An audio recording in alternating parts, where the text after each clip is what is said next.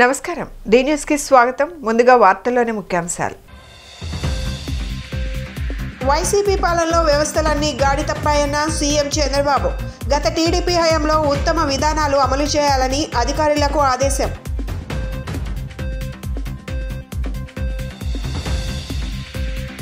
గృహ నిర్మాణంపై మంత్రి పార్థసారథి సమీక్ష 100 రోజుల ప్రణాళికపై దిశానిర్దేశం నారా లోకేష్ ప్రజా దర్బార్కు తరలివస్తున్న ప్రజలు విజ్ఞాపన పత్రాలు స్వీకరించి వాటిని పరిష్కరించాలని అధికారులకు సూచన రాష్ట్రంలో వ్యవస్థలన్నీ గాడి తప్పాయని 5 ఏళ్ల విధ్వంసానికి ప్రజలు బలవుతున్నారని ముఖ్యమంత్రి నారా చంద్రబాబు నాయుడు అన్నారు. సీజనల్ వ్యాధులపై సచివాలయంలో ముఖ్యమంత్రి సమీక్ష చేశారు. వైద్య ఆరోగ్య శాఖతో పాటు మున్సిపల్ పంచాయతీరాజ్ శాఖ అధికారులు ఈ సమీక్షకు హాజరయ్యారు. సీజనల్ వ్యాధుల విషయంలో ముందు నుంచే అధికారులు చర్యలు తీసుకోవాలని, ఇప్పుడు చర్యలకు దిగితే పూర్తి ఫలితాలు రావని సీఎం అన్నారు. ఆయా శాఖల్లో 2014 నుంచి 2019 వరకు నాటి టీడీపీ పాలనలో అనుసరించిన ఉత్తమ విధానాలు అన్ని మళ్లీ అమలు చేయాలని అధికారులను ఆదేశించారు. సచివాలయంలో బుధవారం జరిగిన సమీక్షలో సీజనల్ వ్యాధుల నివారణకు తీసుకున్న చర్యలపై అధికారులు సీఎంకు వివరించారు. మలేరియా, డెంగ్యూ నివారణకు కార్యాచరణ అమలు చేస్తున్నామని, ఫీవర్ కేసులు ఎప్పటికప్పుడు మానిటరింగ్ చేస్తున్నామని, హై రిస్క్ కేసులపై ప్రత్యేక ఫోకస్ పెట్టామని అధికారులు వివరించారు. డెంగ్యూ, చికెన్ గున్యాకు ర్యాపిడ్ టెస్ట్ ప్రభుత్వ ఆసుపత్రిలో అందుబాటులో ఉందని అన్నారు. ఈ సీజన్లో ఇప్పటి వరకు రాష్ట్రంలో 60 డయేరియా కేసులు నమోదయ్యాయని, ప్రస్తుతం 6 గ్రామాల్లో 35 డయేరియా యాక్టివ్ కేసులు ఉన్నాయని అన్నారు. ఈ సీజన్లో 9 మంది డయేరియాతో చనిపోయారని వివరించారు. కలుషిత తాగునీరు వల్లే వీరంతా డయేరియా బారిన పడి చనిపోయారని అధికారులు వివరించారు. అనంతరం ముఖ్యమంత్రి మాట్లాడుతూ గ్రామాలు, పట్టణాల్లో కలుషిత తాగునీరు, పారిశుద్ధ్య లోపం, దోమల నివారణకు చర్యలు తీసుకోకపోవడం వల్ల ప్రజలు రోగాల బారిన పడుతున్నారని, వాటిపై ఇప్పటికే తగు ముందస్తు చర్యలు తీసుకోవాల్సిందని సీఎం అభిప్రాయపడ్డారు. సురక్షితమైన తాగునీరు, పరిశుభ్రతకు అధిక ప్రాధాన్యం ఇవ్వాలని సీఎం అధికారులను ఆదేశించారు. ముఖ్యంగా గిరిజన ప్రాంతాల్లో సీజనల్ వ్యాధుల బారిన పడే వారి సంఖ్య అధికంగా ఉంటుందని, వారిపై వైద్య ఆరోగ్య శాఖ మరింత దృష్టి పెట్టాలని సీఎం సూచించారు. నాటి తెలుగుదేశం ప్రభుత్వంలో గ్రామాల్లో వాటర్ హెడ్ ట్యాంకుల క్లీనింగ్, క్లోరినేషన్ పనులు పక్కాగా జరిగేవని, నేడు మళ్లీ నాటి బెస్ట్ ప్రాక్టీసెస్ పునరుద్ధరించాలని అధికారులకు ముఖ్యమంత్రి ఆదేశించారు. డెంగ్యూ వస్తే వైద్యానికి లక్షల్లో ఖర్చు అవడంతో పాటు కుటుంబాలు రోడ్డున పడుతున్నాయని, వారి జీవితాలు తలకిందులు అవుతున్నాయని సీఎం అన్నారు. ఈ సందర్భంగా మంత్రి నారాయణ మాట్లాడుతూ వాటర్ క్వాలిటీ చెకింగ్ ల్యాబ్కు కేవలం 14 లక్షలు చెల్లించకపోవడంతో సేవలు నిలిచిపోయాయని, విషయం తెలిసి ఇప్పుడు బకాయిలు చెల్లించి సేవలు అందుబాటులోకి తెచ్చామని తెలిపారు. సీజనల్ వ్యాధుల నివారణలో 3 శాఖలు సమన్వయంతో పనిచేయాలని, అప్పుడే ఫలితాలు వస్తాయని సీఎం సూచించారు. 3 శాఖల మంత్రులు, అధికారులు దీనిపై ప్రత్యేకంగా సమావేశం పెట్టుకుని కార్యాచరణతో ముందుకు వెళ్లాలని చంద్రబాబు ఆదేశించారు. పారిశుద్ధ్య పనులు చేపట్టడం, నిరంతర ఫాగింగ్, సురక్షిత తాగునీరు అందిస్తే చాలా వరకు సీజనల్ వ్యాధుల సమస్య పరిష్కారం అవుతుందని సీఎం అన్నారు. అధికారులు శాఖల పనితీరు ఫలితాలు కల్పించేలా ఉండాలని ముఖ్యమంత్రి అన్నారు. ఈ సమీక్షలో మంత్రులు నారాయణ, సత్యకుమార్ యాదవ్, 3 శాఖల అధికారులు పాల్గొన్నారు. రాష్ట్రంలో గృహ నిర్మాణం పూర్తి చేయడానికి 100 రోజుల ప్రణాళికపై హౌసింగ్, ఐఎన్పిఆర్ శాఖ మంత్రి కొలుసు పార్థసారథి ఉన్నత స్థాయి సమీక్షా సమావేశం నిర్వహించారు. సచివాలయం 5వ భవనంలోని సమావేశ మందిరంలో జిల్లాల హౌసింగ్ అధికారులతో సమావేశమయ్యారు పార్థసారథి. ఈ సమావేశానికి హాజరైన ప్రత్యేక ప్రధాన కార్యదర్శి అజయ్ జైన్, ప్రత్యేక కార్యదర్శి మైడిన్ దివాన్, హౌసింగ్ ఎండి గిరీష తదితరులు హాజరయ్యారు. ఈ సందర్భంగా వారితో పలు విషయాలపై ఆయన చర్చించారు.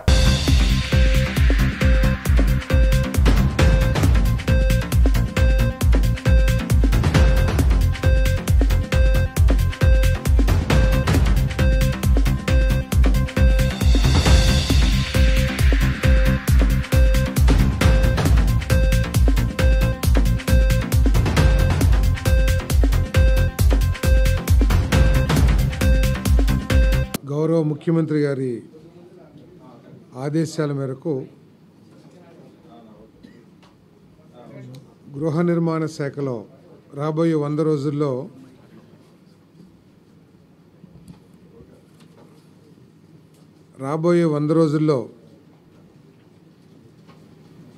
చేయవలసిన గృహ నిర్మాణ కార్యక్రమాల గురించి ఈరోజు డిపార్ట్మెంట్ యొక్క రివ్యూ జరిగింది. దీంట్లో అన్ని జిల్లా అధికారులు, గృహ నిర్మాణ శాఖ అధికారులు, ఎగ్జిక్యూటివ్ ఇంజనీర్స్ దగ్గర నుంచి పీడీలు అందరూ కూడా రావటం జరిగింది. ప్రస్తుతం రాష్ట్రంలో 8 లక్షల ఇళ్ళు, 8,04,707 ఇళ్ళు వివిధ దశల్లో ఉన్నాయి. అదేవిధంగా 5,76,670 ఇళ్ళు ప్రారంభానికి నోచుకోకుండా ఉన్నాయి. సో ఈ 100 రోజుల్లో మరి డిపార్ట్మెంట్లో ఉన్న సమస్యల గురించి, వీటిని టార్గెట్ రీచ్ కావాలంటే ఏం చేయాలి అనే దాని మీద చాలా కూలంకుషంగా చర్చించడం జరిగింది. రాబోయే 100 రోజుల్లో 1,28,000 గృహాలని పూర్తి చేయాలని చెప్పేసి, ముఖ్యంగా రూఫ్ లెవెల్కి వచ్చిన ఇళ్ళన్నీ కూడా పూర్తి చేయాలని లక్ష్యాన్ని నిర్ణయించుకున్నామని చెప్పేసి మనం చేస్తా ఉన్నాను. ఈ లక్ష్యాన్ని చేరటం కోసం దాదాపు 2,000 కోట్ల రూపాయలు నిధులు అవసరం అవుతాయి. దీంట్లో ఎక్కువ కాంపోనెంటు మరి కేంద్ర ప్రభుత్వం ఉంది కాబట్టి ఇది తప్పుకోకుండా లక్ష్యాన్ని చేరగలమని చెప్పేసి నమ్మకంతో ఉన్నాం. అదేవిధంగా మిగిలిన 7 లక్షలు ఏదైతే ఉంటాయో 6,75,000 ఇళ్ళు మార్చి కల్లా పూర్తి చేయాలని చెప్పేసి లక్ష్యాలని నిర్ణయించుకున్నామని చెప్పేసి మనం చేస్తాను.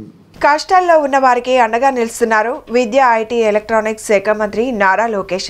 మంగళగిరితో పాటు రాష్ట్ర వ్యాప్తంగా వివిధ జిల్లాల నుంచి ప్రజలు ప్రజా దర్బార్కు తరలివచ్చి తమ సమస్యలను విన్నవిస్తున్నారు. ఉదయం నుంచే ఉండవల్లి నివాసం వద్ద వృద్ధులు, మహిళలు, దివ్యాంగులు, యువత, ఉద్యోగులు, వివిధ సంఘాల ప్రతినిధులు బారులు తీరుతున్నారు. నేరుగా యువతను కలిసి తమ కష్టాలను ఏకరువు పెడుతున్నారు. ప్రతి ఒక్కరి వద్ద విజ్ఞాపన పత్రాలు స్వీకరించి ఆయా సమస్యల పరిష్కారం కోసం కృషి చేస్తానని మంత్రి వారికి భరోసా ఇస్తున్నారు. ఆయా సమస్యలను విభాగాల వారీగా విభజించి సంబంధిత శాఖలకు పంపాలని సిబ్బందికి ఆదేశాలు జారీ చేశారు. దివ్యాంగులకు గత టీడీపీ ప్రభుత్వంలో మంజూరు చేసిన టిట్కో ఇళ్ల రుణాన్ని మాఫీ చేసి ఆదుకోవాలని గుంటూరుకు చెందిన ఆశయ సాధన దివ్యాంగుల సంక్షేమ సంఘం ప్రతినిధులు నారా లోకేష్ను కలిసి విజ్ఞప్తి చేశారు. దివ్యాంగులైన తమకు సరైన జీవనాధారం లేదు. తమకు ఎన్టీఆర్ నగర్లో మంజూరైన టిట్కో ఇంటికి వడ్డీతో కలుపుకొని 7 లక్షల వరకు రుణం చెల్లించాలని బ్యాంకు వారు ఒత్తిడి చేస్తున్నారు. గత వైసీపీ ప్రభుత్వం తమకు మంజూరు చేసిన ఇళ్లకు తాళాలు కూడా ఇవ్వకుండా వేధింపులకు గురి చేశారన్నారు. ప్రస్తుత ప్రజా ప్రభుత్వంలో తమ సొంతింటి కళ నెరవేరేలా టిట్కో ఇంటి రుణాన్ని మాఫీ చేయాలని యువనేతను కోరారు. సమస్యను విన్న నారా లోకేష్ చర్చించి నిర్ణయం తీసుకుంటామని భరోసా ఇచ్చారు. తన కుమార్తెకు పూర్తి స్థాయి అంగవైకల్యం ఉందని, ఆ విధంగా దివ్యాంగ పెన్షన్ మంజూరు చేయాలని మంగళగిరికి చెందిన షేక్ బానుబీ, దివ్యాంగ పెన్షన్ కోసం నులకపేటకు చెందిన ఆంజనేయులు లోకేష్ను కలిసి విజ్ఞప్తి చేశారు. ఎలాంటి ఆధారం లేని తనకు వృద్ధాప్య పెన్షన్ మంజూరు చేసి ఆదుకోవాలని తాడేపల్లికి చెందిన డి పెద్దిరాజు కోరారు. విద్యుత్ బిల్లు నెపంతో తొలగించిన తన దివ్యాంగ పెన్షన్ను పునరుద్ధరించాలని ఆత్మకూరుకు చెందిన ఆర్ హేమలత విజ్ఞప్తి చేశారు. పుట్టుకతో దివ్యాంగుడైన తాను డిగ్రీ చదివానని, ఉద్యోగం కల్పించి ఆదుకోవాలని మంగళగిరికి చెందిన ఎం వంశీకృష్ణ కోరారు. గత ప్రభుత్వంలో నిలిపివేసిన రైతు కూలీ పెన్షన్ను పునరుద్ధరించాలని ఎర్రబాలెంకు చెందిన ఎన్ వెంకటేశ్వరరావు విజ్ఞప్తి చేశారు. సామాన్య కుటుంబం నుంచి వచ్చిన తనకు నీట్ పరీక్ష ద్వారా బి కేటగిరీలో MBBS సీటు వచ్చిందని, ఫీజు రాయితీ కల్పించి ఆదుకోవాలని పల్నాడు జిల్లా అనంతవరానికి చెందిన సిహెచ్ అనుష విజ్ఞప్తి చేశారు. గత ప్రభుత్వ అండతో తన ఇంటి దారిని కబ్జా చేసి అక్రమ కేసులు నమోదు చేశారని, తగిన న్యాయం చేయాలని మంగళగిరి నియోజకవర్గం శృంగాపురానికి చెందిన పి శివకుమార్ విజ్ఞప్తి చేశారు. రాష్ట్రంలో ఈఓ గ్రేడ్ 2 సూపర్వైజర్ పోస్టులకు ఎంపికైన తమకు అపాయింట్మెంట్ ఆర్డర్స్ ఇవ్వకుండా గత ప్రభుత్వం నిలిపివేసిందని, తమను ఆదుకోవాలని ఉద్యోగాలకు ఎంపికైన అభ్యర్థులు విజ్ఞప్తి చేశారు. ఆయా సమస్యల పరిష్కారానికి కృషి చేస్తానని లోకేష్ భరోసా ఇచ్చారు.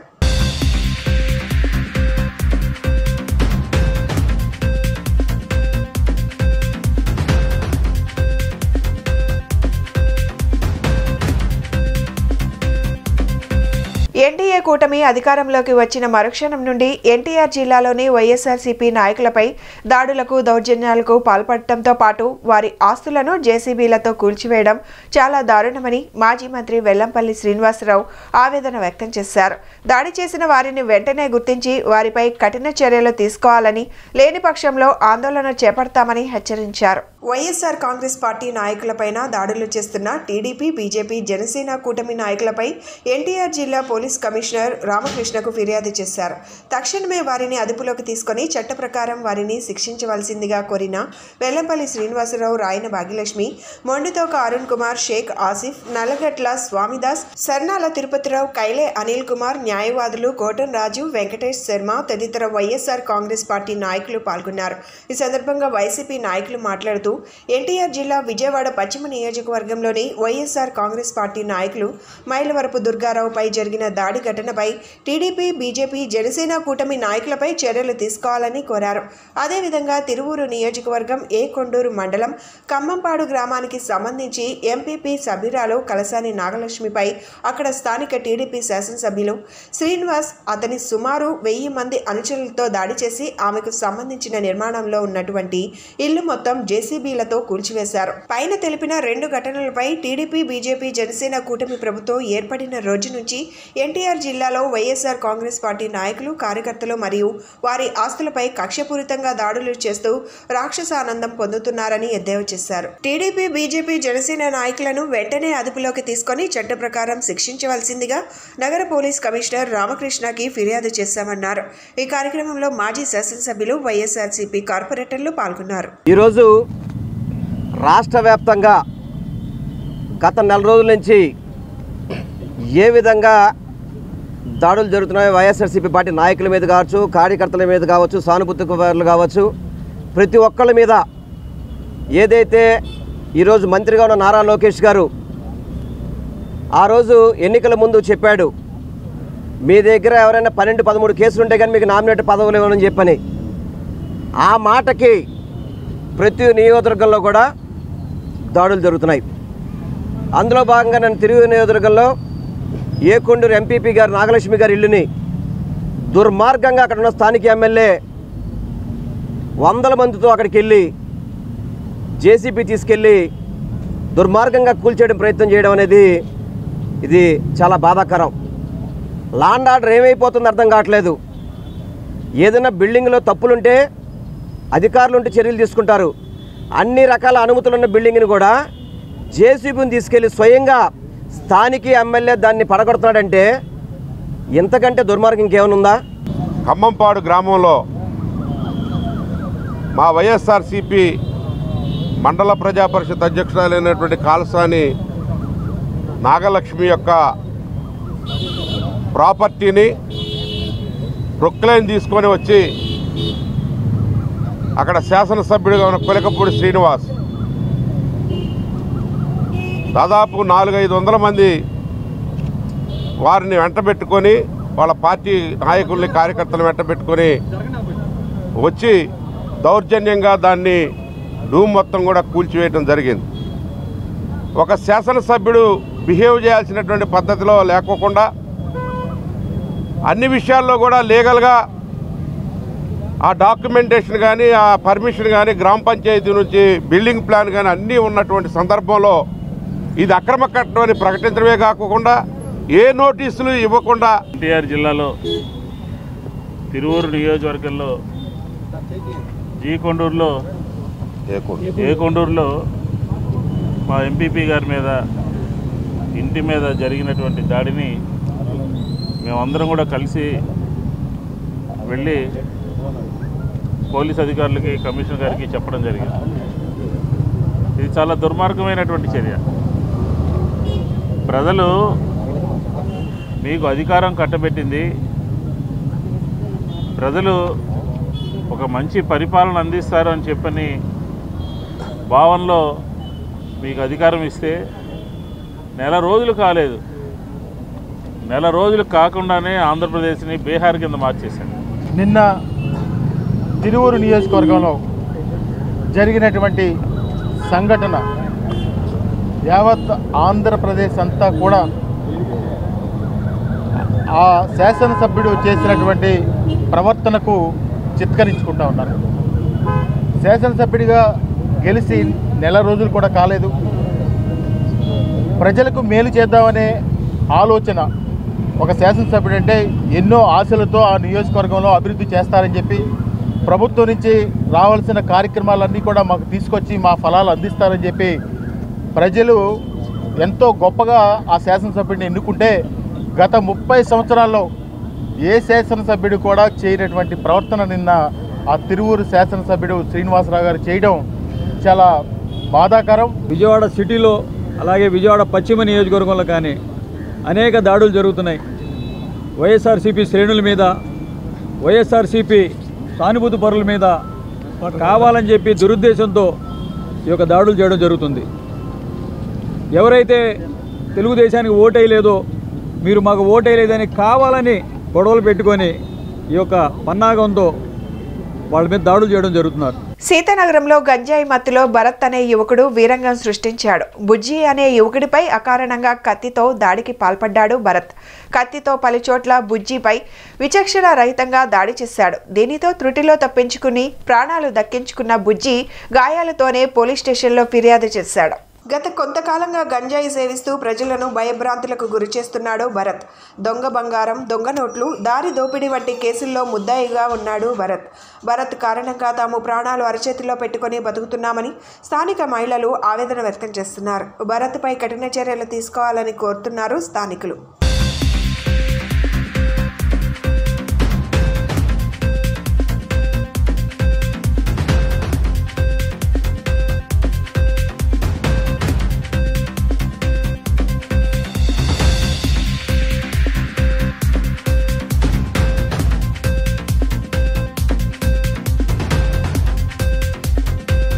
శ్రీ సత్యసాయి జిల్లా పెనుకొండ నియోజకవర్గం సోమందెపల్లి మండలం పాపిరెడ్డిపల్లి కేజీబీవీ పాఠశాలకు సంబంధించిన విద్యార్థుల సమస్యలపై కథనం ప్రచురితమైందని, కథనానికి స్పందించిన మంత్రి సవితమ్మ ఆకస్మిక తనిఖీ చేపట్టారు. పాపిరెడ్డిపల్లి వద్ద ఉన్న కస్తూరిబా గాంధీ బాలికల విద్యాలయం విద్యార్థులు బీసీ సంక్షేమ సంఘం చేనేత జాలీ శాఖ మంత్రి సవితమ్మకు సమస్యలపై లేఖ రాశారు. ప్లీజ్ మా సమస్యలు పరిష్కరించండి అంటూ విద్యార్థుల సంతకాలతో లేఖ సోషల్ మీడియాలో వైరల్ అవుతోంది. ఉన్నత అధికారులకు సమస్యలపై తెలిపిన పట్టించుకోలేదంటూ లేఖలో ఆవేదన వ్యక్తం చేశారు. పాఠశాలల్లోనే సమస్యలు తెలిసినా ఎవరికీ చెప్పుకోలేక దీనస్థితిలో ఉన్న తల్లిదండ్రులు ఉన్నారని, ఈ పాఠశాలలో 6వ తరగతి నుండి ఇంటర్ సెకండ్ ఇయర్ వరకు 250 మంది విద్యార్థుల పరిస్థితిపై వివరంగా లేఖలు రాశారు. ఈ క్రమంలో పాఠశాలను తనిఖీ చేసిన మంత్రి సవితమ్మ అధికారులపై ఆగ్రహం వ్యక్తం చేశారు. తక్షణం శాఖాపరమైన చర్యలు తీసుకోవాలని ఉన్నత అధికారులకు ఆదేశాలు జారీ చేశారు.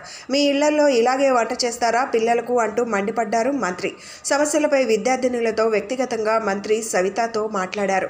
ముఖ్యంగా హాస్టల్ ఇన్ఛార్జ్ ఎస్ఓ శాలినీదేవి తమతో డబ్బులు వసూలు చేస్తున్నారని, అర్ధరాత్రి సమయంలో ఇన్ఛార్జ్ ఎస్ఓ హాస్టల్ నుండి బయటకు వెళ్లడం రావడం తమకు భయమేస్తుందని తెలియజేశారు. మంత్రి హాస్టల్లోని వంటగదిని పరిశీలించి అక్కడ కుళ్ళిపోయిన కాయగూరలను చూసి హాస్టల్ వార్డెన్తో మీ ఇంటికి కూడా ఇలాంటి కాయగూరలతో భోజనాలు చేస్తారంటూ ఆగ్రహాన్ని వెళ్లబుచ్చారు. బాత్రూమ్స్ లో పరిశీలించి శుభ్రంగా లేకపోవడంతో హాస్టల్ వార్డెన్ పై మండిపడ్డారు. హాస్టల్ వార్డెన్ శాలినీదేవి వ్యవహార శైలిపై, ఆమెపై వచ్చిన ఆరోపణలతో వెంటనే శాలినీదేవిపై శాఖాపరమైన చర్యలు తీసుకోవాలని అధికారులను ఆదేశించిన బీసీ సంక్షేమ శాఖ మంత్రివర్యులు శ్రీమతి సవితమ్మ గారు. ఈ కార్యక్రమంలో అధికారులు, నాయకులు తదితరులు పాల్గొన్నారు. లేట్గా వస్తే ఫీజు ఎక్స్ట్రా ఫైన్ వసూలు చేస్తావా నువ్వు? ఎంతమంది చెప్తున్నారు? ఫోన్ పే చేయమంటావా నువ్వు అర్ధరాత్రి పోయి పొద్దుతోంది సాయంకాలం 7 గంటల పోయి నువ్వు అర్ధరాత్రికి వస్తే గేట్లు తెచ్చుకొని ఉండాలా? ఏందనుకుంటున్నావు నువ్వు? ఇంతమంది చెప్తున్నారు, ఎవరైనా ఒక్కరిని పిలిపించి చెప్పు నువ్వు. అందరు టీచర్లు చెప్పిందా? టీచర్లు కూడా ఇచ్చారు ఇక్కడ కంప్లైంట్. పిల్లలే కాదు టీచర్లు కూడా ఇచ్చారు. ఏంది నీ ఇల్లు అనుకుంటున్నావా? ఆ మెయింటెనెన్స్ చూసినావా ఎట్లుందో? నువ్వు 1 నెల రోజులు నీ వాష్రూమ్లో నీళ్ళు రాకపోతే నువ్వు ఎక్కడ మోసుకొని పోయి తీసుకొచ్చుకుంటావా? పైకి సెకండ్ ఫ్లోర్కి నీళ్ళు ఎత్తుకుపోతారు ఆడపిల్లలు. రిపేర్ చేయిస్తే నీళ్ళు ఎందుకు రావడం లేదు? కింద బాత్రూంలో నీళ్ళు రావడం లేదు, పైన బాత్రూంలో నీళ్ళు. మగపిల్లలా బయటకు పోయాకే తిప్పేస్తారమ్మా. ఎన్ని రోజులు తిప్పుతావు? అవునమ్మా, నెల రోజుల నుంచి వాళ్ళ పిల్లలు ఎక్కడి నుంచి తీసుకురావాలి? చేయిస్తావు. చేయించినందుకే ఇట్లుంది నీ maintenance. Gandhi cooperative bank chairman Vemuri Venkatrao తన పట్ల పూర్తిగా వివక్షత వ్యవహరిస్తున్నారని డైరెక్టర్ కల్లె నాగేశ్వరరావుపై ఆరోపించారు. తాను తెలుగుదేశం పార్టీ రాజకీయాల్లో క్రియాశీలకంగా ఉండడమే ఇందుకు కారణమని ఆయన ఆరోపించారు. తాను గతంలో టీడీపీ నేత బుద్దా వెంకన్న సహకారంతో గాంధీ కోఆపరేటివ్ బ్యాంక్ డైరెక్టర్గా ఎన్నికైనట్లు ఆయన తెలిపారు. Gandhi cooperative bank director Kalle Nageswara Rao ఓ వీడియోను మీడియాకు విడుదల చేశారు. బ్యాంక్ డైరెక్టర్గా బాధ్యతలు చేపట్టిన కొద్ది కాలంలోనే అక్కడ జరిగే కొన్ని విషయాలపై తనకు అనేక అనుమానాలు, సందేహాలు కలిగాయని చెప్పారు. వీటన్నిటిపై జిల్లా సహకార రిజిస్ట్రార్కు ఫిర్యాదు చేసినట్లు ఆయన తెలియజేశారు. దీనిని నేను తీవ్రంగా వ్యతిరేకించినట్లు ఆయన తెలిపారు. బ్యాంకులో వివిధ సబ్ కమిటీలకు, డైరెక్టర్లకు చోటు కల్పిస్తారని ఆయన తెలిపారు. అందరికీ అవకాశం ఇచ్చినప్పటికీ తనకు మాత్రం ఇవ్వడం లేదని ఆయన పేర్కొన్నారు. అదేమంటే నువ్వు తెలుగుదేశం పార్టీ వ్యక్తివి అని అంటున్నారన్నారు. బ్యాంకు వరకు డైరెక్టర్గా వ్యవహరించడం తప్ప బయట రాజకీయాల్లో నాకు నచ్చిన పార్టీలో తిరిగే హక్కు నాకు ఉందని ఆయన చెప్పారు. నూజివీడు, హనుమాన్ జంక్షన్ వంటి చోట్ల బ్యాంకు పేరిట స్థలాలు కొన్నప్పటికీ కనీసం తనకు సమాచారం ఇవ్వడం కానీ చూపడం కానీ లేదన్నారు. అసలు బ్యాంకు సమావేశాలకే తనకు సమాచారం ఇవ్వడం లేదని నాగేశ్వరరావు చెప్పారు. విశాఖపట్నంలో కొత్తగా ఏర్పాటు చేస్తున్న బ్రాంచ్కి రిజర్వ్ బ్యాంక్ అనుమతి లేకుండానే అద్దెకు తీసుకొని చెల్లించడాన్ని తాను తప్పుపట్టినట్లు ఆయన చెప్పారు. అప్పటి నుండి పాలక మండలి సమావేశాలకు తనకు సమాచారం ఇవ్వడం లేదన్నారు. చైర్మన్ నుంచి తనకు ప్రాణహాని ఉందని ఆయన ఆందోళన వ్యక్తం చేశారు. ప్రభుత్వం జోక్యం చేసుకుని బ్యాంకులో జరుగుతున్న అవకతవకలను సరిదిద్దడంతో పాటు తనకు భద్రత కల్పించాలని ఆయన కోరారు. పాత్రికేయ మిత్రులకు నమస్కారం. నాకు నేనుగా పరిచయం చేసుకుంటున్నాను. నా పేరు కల్లె నాగేశ్వరరావు. బీసీ సామాజిక వర్గం చేనేత వర్గానికి చెందిన వాడిని. నేను గాంధీ కోఆపరేటివ్ బ్యాంక్కి డైరెక్టర్ను కూడాను. నేను ఒక విషయం మనవి చేయాల్సింది ఏమిటంటే, గాంధీ కోఆపరేటివ్ బ్యాంక్ డైరెక్టర్గా నన్ను ఎన్నుకోబట్టడానికి బుద్దా వెంకన్న గారి ఆశీస్సులతోటి ఎన్నుకోబడ్డాను. అది కూడా ఎలాగంటే, చైర్మన్ గారికి బుద్దా వెంకన్న గారికి ఫోన్ చేస్తే వేమూరి చిన్ని గారికి ఆయన ఇప్పుడు అవ్వదు, పార్టీ తరఫున ఇవ్వండి అని అడిగితే మాకు ఇప్పుడు అవ్వదు అని చెప్పి అన్నారు. ఆ నామినేషన్ రోజున వెంకన్న గారు ఒక కార్పొరేటర్ గారిని, అలాగే తెలుగుదేశం పార్టీ సీనియర్ నాయకుల్ని నా వెంట ఒక ఊరేగింపుగా పంపించగా నేను నామినేషన్ వేయటానికి వెళ్ళాను. నన్ను ఒక్కరిని నామినేషన్ వేయనిచ్చారు. మిగతా సభ్యులు ఎవరిని నామినేషన్ వేయకుండా అడ్డుకున్నారు వాళ్ళ మనుషులతోటి. కానీ నన్ను నామినేషన్ వేయగలిగాను. నేను అది వేయగలిగానంటే దానికి బుద్దా వెంకన్న గారి కారణం. ఆ రోజు నామినేషన్ వేసి అది బోర్డు ఏకగ్రీవంగా అవ్వాలని అనుకుంటే అవ్వాలి కాబట్టి నా నామినేషన్ని కూడా యాక్సెప్ట్ చేసి తెలుగుదేశం పార్టీ వాడినైనా నన్ను కూడా తీసుకోగలిగారు. ఒక డైరెక్టర్గా నేను గాంధీ కోఆపరేటివ్ బ్యాంకులో అయ్యానే కానీ మిగతా విషయాల్లో నాకు ఎటువంటి సహాయ సహకారాలు మా చైర్మన్ నాకు అందించలేదు. ఎలాగంటే అక్కడ జరిగే మీటింగ్లో నేను సంతకాలు పెడతామే తప్పనిచ్చి ఏ విషయం కూడా, ఒక ఎగ్జాంపుల్ చెప్తా, హనుమాన్ జంక్షన్లో స్థలం కొనడానికి కానీ, నూజివీడులో స్థలం కొనుగోలు చేయడానికి కానీ మాకు డైరెక్టర్లుగా మాకు ఎవరికి చూపించారో తెలియదు, మాకైతే తెలియదు. బోర్డు మీటింగ్లో ఇలా కొన్నాము స్థలము ఎంత అయింది అని చెప్పడం వరకే, ఆ రోజు అవి వినటం వరకే నా వంతైంది. 5 ఏళ్ల తర్వాత పట్టిసీమ ఎన్డీఏ కూటమి ప్రభుత్వం అధికారంలోకి వచ్చిన తరువాత కృష్ణా డెల్టా రైతులకు అండగా నిలవాలనే సంకల్పంతో ఎత్తిపోతల పథకం మళ్లీ కలకలలాడనుంది. గత ప్రభుత్వ పాలనలో పూర్తిగా పడకేసి రైతులకు సాగునీటి కష్టాలను మిగిల్చి ఇప్పుడు జలకలను సంతరించుకోనుంది. రాష్ట్ర జలవనరుల శాఖ మంత్రి డాక్టర్ నిమ్మల రామానాయుడు పట్టిసీమ ఎత్తిపోతల ద్వారా నీటిని విడుదల చేశారు. పట్టిసీమ ఎత్తిపోతల నుండి గోదావరి జిల్లాలకు సాగునీరు, తాగునీరు విడుదల సందర్భంగా ప్రత్యేక పూజలు చేశారు మంత్రి నిర్మల రామానాయుడు. ఉమ్మడి కృష్ణా, పశ్చిమ గోదావరి డెల్టాల రైతులు ఆనందం వ్యక్తం చేస్తున్నారు. పోలవరం ప్రాజెక్టు నిర్మాణం పూర్తయ్యేలోగా రైతులు సాగునీటి కోసం ఇబ్బందులు పడకూడదనే దృక్పథంతో అప్పటి సీఎం చంద్రబాబు నాయుడు 16,000 కోట్లతో ఏడాది వ్యవధిలోనే పట్టిసీమ ఎత్తిపోతల పథకాన్ని నిర్మించారు. దీని నుంచి 1800 క్యూసెక్ల జలాలు పంపిణీ జరిగేది. ఏటా 4 లక్షల ఎకరాల్లో సాగు పనిచేసేవారు. టీడీపీ ప్రభుత్వం పట్టిసీమ ఆరంభం నుంచి 2019 రబీ సీజన్ వరకు 305.07 టీఎంసీల నీటిని కృష్ణా, రాయలసీమ, ఉమ్మడి పశ్చిమ డెల్టాలకు పంపిణీ చేసింది. తరువాత వైసీపీ ప్రభుత్వ పాలనలో ఎత్తిపోతల పథకాన్ని 4 ఏళ్లు పడకేయించి రైతులు ఉసురు పోసుకుంది. 2020లో 4.5424 టీఎంసీలు, 2021లో 1.6417 టీఎంసీలు పంపిణీ చేసింది. 4 ఏళ్లలో 58.7421 టీఎంసీలు మాత్రమే ఇచ్చింది. ఈ ఏడాది పంటలకు సాగునీటి కోసం ఎదురు చూస్తున్న రైతులకు పట్టిసీమ నేటి నుంచి జీవధార కానుందని రైతులు ఆనందోత్సాహాలు వ్యక్తం చేస్తున్నారు.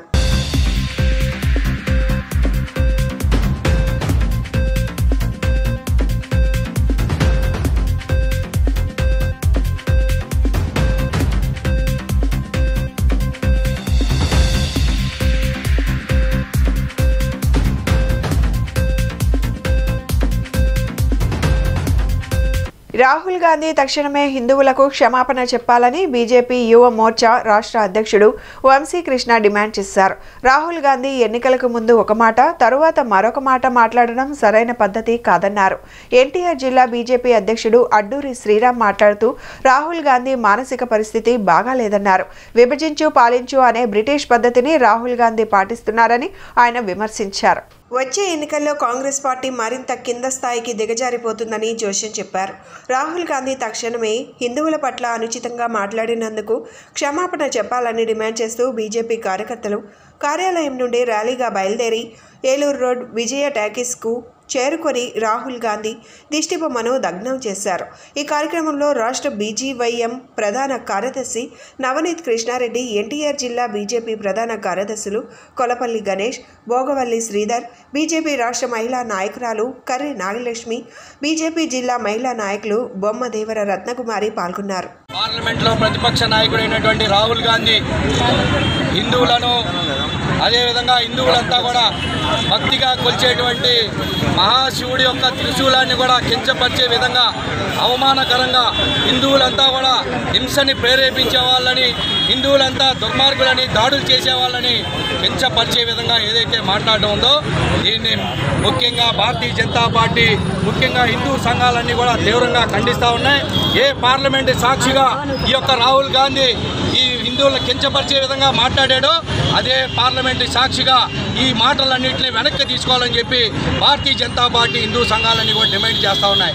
ముఖ్యంగా ఎన్నికల ముందు దేవాలయాలన్నీ తిరిగి, కాశీ విశ్వనాథ్ టెంపుల్ని మొదలుకొని దేవాలయాలన్నీ తిరిగి హిందువుల ఓట్లను నువ్వు సంపాదించి ఈరోజు మళ్ళీ ఎన్నికలు గెలిచిన తర్వాత ఈరోజు నువ్వు మళ్ళీ హిందువులు కించపరిచే విధంగా మాట్లాడడం ఏదైతే ఉందో ఇది దేశవ్యాప్తంగా, ప్రపంచవ్యాప్తంగా ఉన్నటువంటి హిందువులంతా కూడా తీవ్రంగా ఖండిస్తూ ఉన్నారు. వెంటనే క్షమాపణ చెప్పని పక్షంలోని తప్పకుండా దేశవ్యాప్తంగా భారతీయ జనతా పార్టీ హిందూ సంఘాలతో కలిసి తప్పకుండా ఉద్యమాలు చేసి మెడలో వంచైనా క్షమాపణ చెప్పే వరకు కూడా భారతీయ జనతా పార్టీ హిందూ సంఘాల తరఫున, హిందువుల తరఫున పోరాడుతుందని చెప్పి ఈ సందర్భంగా రాజీవ్ గాంధీకి, కాంగ్రెస్ పార్టీకి కూడా హెచ్చరిస్తా ఉన్నాం. భారత్ మాతా. రాష్ట్రంలో కొత్తగా ఏర్పాటైన ప్రభుత్వానికి ఆంధ్రప్రదేశ్ రెడ్డి సంఘం ప్రత్యేక అభినందనలు తెలిపింది. ఏపీ రెడ్డి సంఘం రాష్ట్ర అధ్యక్షుడు గంగులకుంట నరేష్ రెడ్డి, రాష్ట్ర మంత్రులు, శాసనసభ్యులు, ఎంపీలు తదితరులకు అభినందనలు తెలిపారు. మహానేత వైఎస్ రాజశేఖర్ రెడ్డి కాంస్య విగ్రహాలను ధ్వంసం చేయడం సరైన చర్య కాదన్నారు. గాంధీనగర్ ప్రెస్ క్లబ్లో ఆంధ్రప్రదేశ్ రెడ్డి సంఘం రాష్ట్ర అధ్యక్షుడు గంగులకుంట నరేష్ కుమార్ రెడ్డి విలేకరుల సమావేశం నిర్వహించారు. ఈ సందర్భంగా ఆయన మాట్లాడుతూ నూతనంగా ఏర్పడిన రాష్ట్ర ప్రభుత్వానికి ప్రత్యేక అభినందనలు తెలిపారు. రెడ్డి సామాజిక వర్గానికి చెందిన వారు కూడా శుభాకాంక్షలు తెలిపారు. రెడ్డి కార్పొరేషన్కు 2,000 కోట్లు కేటాయించి ఆర్థికంగా వెనుకబడిన వారిని ఆదుకోవాలని రాష్ట్ర ప్రభుత్వానికి విజ్ఞప్తి చేశారు. వైఎస్ రాజశేఖర్ రెడ్డి విగ్రహాలను ధ్వంసం చేయడం సరైన పద్ధతి కాదన్నారు. రాజశేఖర్ రెడ్డి ఒక కులానికి పరిమితమైన వ్యక్తి కాదన్నారు. రాష్ట్ర ప్రజలకు ఆయన చేసిన సేవలకు గుర్తుగా అన్ని కులాలకు చెందిన వారు సంయుక్తంగా నిర్మించుకున్న విగ్రహాలను కక్షపూరితంగా ధ్వంసం చేయడం మంచి పద్ధతి కాదన్నారు. ఎన్డీఏ ప్రభుత్వం భాగస్వాములుగా ఉన్న తెలుగుదేశం, జనసేన పార్టీలు ఏపీకి ప్రత్యేక హోదా సాధనకు కృషి చేయాలని ఆయన డిమాండ్ చేశారు. రెడ్లు అన్ని పార్టీల్లో ఉన్నారని ఆయన తెలిపారు. నా పేరు గంగులకుంట నరేష్ కుమార్ రెడ్డి. నేను ఆంధ్రప్రదేశ్ రెడ్డి సంఘం వ్యవస్థాపక రాష్ట్ర అధ్యక్షులుగా కొనసాగుతున్నాను. ముఖ్యంగా ఇక విషయానికి వస్తే 2024 మొన్న జరిగిన ఎన్నికలలో ఆంధ్రప్రదేశ్లో నూతన ప్రభుత్వాన్ని ఏర్పాటు చేసిన గౌరవ ముఖ్యమంత్రి చంద్రబాబు నాయుడు గారికి అయితేనేమి, వారి కూటమికి, అదేవిధంగా మంత్రులుగా ప్రమాణం చేసిన మా రెడ్డి బిడ్డలైన బీసీ జనార్దన్ రెడ్డి గారికి, మండిపల్లి రాంప్రసాద్ రెడ్డి గారికి, పెద్దలు ఆనం రామనారాయణ రెడ్డి గారికి మరియు శాసనసభ పార్లమెంట్ సభ్యులందరికీ కూడా ఆంధ్రప్రదేశ్ రెడ్డి సంఘం తరపున అభినందనలు, శుభాకాంక్షలు తెలియజేసుకుంటున్నాను. ఇకపోతే ఈరోజు మీడియా సమావేశం ఏర్పాటు చేయడానికి ముఖ్య కారణం, ఆంధ్రప్రదేశ్లో రెడ్ల జనాభా అక్షరాల 60 లక్షల పైచిలుకు. ఇందులో సగం మందికి పైగా ఓటర్లుగా ఉన్నారు. వీరందరూ కూడా వివిధ రాజకీయ పార్టీల్లో నాయకులుగా అయితేనేమి, సానుభూతి పరులుగా అయితేనేమి ఉన్నారు. గతంలో వైఎస్ఆర్ కాంగ్రెస్ పార్టీకి 50 మంది రెడ్డి ఎమ్మెల్యేలు ఎన్నికైతే ఈ ఎన్నికలలో 28 మంది రాష్ట్రంలో శాసనసభ్యులుగా ప్రాతినిధ్యం వహిస్తున్నారు. 5-6 మంది పార్లమెంటు సభ్యులుగా కూడా ప్రాతినిధ్యం వహిస్తున్నారు. విజయవాడ గుణతలలో దళితులు ఆందోళన చేపట్టారు. సత్తెనపల్లి వారి వీధి అంబేద్కర్ కాలనీగా ఉన్న వీధిని కొందరు గుర్తు తెలియని వ్యక్తులు బుధవారం మధ్యాహ్నం కోనేరు వారి వీధిగా మార్చారు. సత్తెనపల్లి వారి వీధి అంబేద్కర్ కాలనీ పేరును కౌన్సిల్లో తాము ఆమోదం పొంది తెచ్చుకున్నామన్నారు. ఇది జీర్ణించుకోలేని కొందరు కోనేరు వారి వీధిగా మార్చడంపై అభ్యంతరం తెలుపుతున్నారు. తక్షణమే అధికారులు స్పందించాలని కోరుతున్నారు. డివిజన్ నెంబర్ 3 అని ఇదిగో కౌన్సిల్లో 200 ఇది కౌన్సిల్లో సత్యనపల్లి వారి ఇదంతా తీర్మానం అయింది. ఇది ఇక్కడితో అలా విరమించుకుంటే మంచిది, లేకపోతే హరిజనవాడు మొత్తం ఒకటి అయిపోద్ది దీంట్లో. సార్ మీ పేరు? నా పేరు పొట్లూరు రవిబాబు. ఇప్పుడు అతను పీవీపీ గారి ఫాలోవర్. దీంట్లో సత్యనపల్లి వినయ్ అని ఈ ఇంటి పేరు ఆయన ఒక ఆయన పీవీపీ గారికి ట్రూ ఫాలోవర్. మరి ఈయన హరిజనే, ఆయనకు అమ్మారే. మరి ట్రూ ఫాలోవర్స్లో పీవీపీ గారి 10 మందిలో ఇతను ఒకడు. 2018లో పీవీపీ గారు అడిగితేనే అపర్ణ గారు చేశారు ఇది. మొన్న ఎలక్షన్ కూడా వీళ్ళు టీడీపీకి పనిచేసిన వాళ్ళే. మరి ఆ కోనేరు ఆయన ఎందుకు ఇట్లా చేస్తున్నాడో అర్థం కావట్లా. ఇప్పుడు కమిషనర్ దృష్టికి తీసుకెళ్ళి కమిషనర్ దృష్టికి తీసుకెళ్ళి వాళ్ళు బోర్డు సత్యనపల్లి వారి వీధి అని చెప్పి వేస్తామని చెప్పారు. కార్పొరేషన్ వాళ్ళు వేసిన బోర్డు ఇదిగో లోగో పెట్టి, అదిగో అది కార్పొరేషన్ బోర్డు సత్యనపల్లి వారి వీధి, ఇదిగో లోగో. దానిపైన ఈయన తీసుకొచ్చి ఇది అంటించడం ఎంత దుర్మార్గం. అది అక్కడ కూడా కనిపిస్తున్నట్టుంది సత్యనపల్లి వారి వీధి అంటే వాళ్ళు ఏంటంటే ఇట్లాంటి వాళ్ళ వల్లే టీడీపీ పార్టీకి ఒక కులం రంగు పూసేస్తున్నారు. ఆడ అసలు టీడీపీ పార్టీలో ఉంది ఒక్క ఓటు, ఇక్కడ ఉంది హరిజనులు 700 ఓట్లు. ఇక్కడ మెజార్టీ వచ్చింది టీడీపీ పార్టీకి. మరి ఆయన ఎట్లా చేశాడు ఈ పని అర్థం కావట్లా. బంటుపల్లి మండల పరిధిలోని చిన్న తుమ్మడి గ్రామంలో దారుణం జరిగింది. భర్త మెడపై స్క్రూ డ్రైవర్తో పొడిచి హత్య చేసింది భార్య. తరచూ తాగి వచ్చి కొట్టడంతో హింస భరించలేక హత్య చేశానంటుంది భార్య. అప్పారావు కీర్తనలకు 9 ఏళ్ల క్రితం వివాహమైంది. వీరికి 7 సంవత్సరాల బాబు ఉన్నాడు. రాత్రి సుమారు 11 గంటల సమయంలో భార్యాభర్తల మధ్య వివాదం చెలరేగింది. ఆవేశంతో స్క్రూ డ్రైవర్తో భర్త మెడపై పొడిచి చంపింది కీర్తన. దీనిపై కేసు నమోదు చేసి దర్యాప్తు చేస్తున్నారు పోలీసులు. బులెటిన్ ముగించే ముందు హెడ్లైన్స్ మరొకసారి. వైసీపీ పాలనలో వ్యవస్థలన్నీ గాడి తప్పాయన్న సీఎం చంద్రబాబు.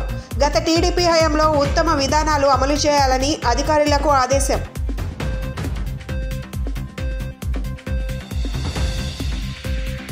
గృహ నిర్మాణంపై మంత్రి పార్థసారథి సమీక్ష. 100 రోజుల ప్రణాళికపై దిశానిర్దేశం. నారా లోకేష్ ప్రజా దర్బార్కు తరలివస్తున్న ప్రజలు విజ్ఞాపన పత్రాలు స్వీకరించి వాటిని పరిష్కరించాలని అధికారులకు సూచన. ఇవి ఈనాటి బులెటిన్ విశేషాలు. మరొక బులెటిన్లో మళ్ళీ కలుసుకుందాం. నమస్కారం.